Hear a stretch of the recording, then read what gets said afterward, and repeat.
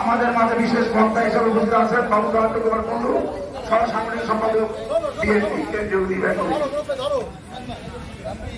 অতিথি হিসেবে আমাদের মাঝে উপস্থিত আছেন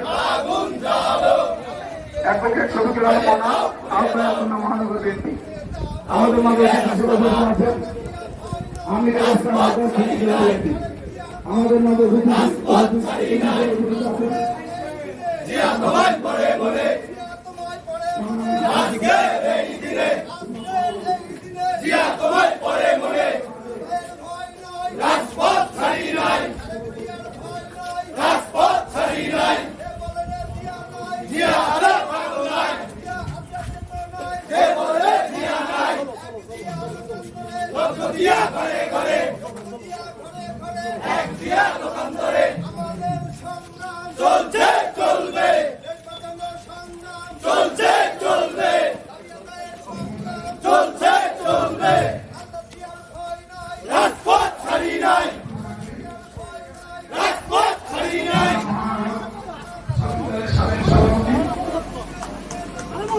আপনার আমার সকলে পরিচিত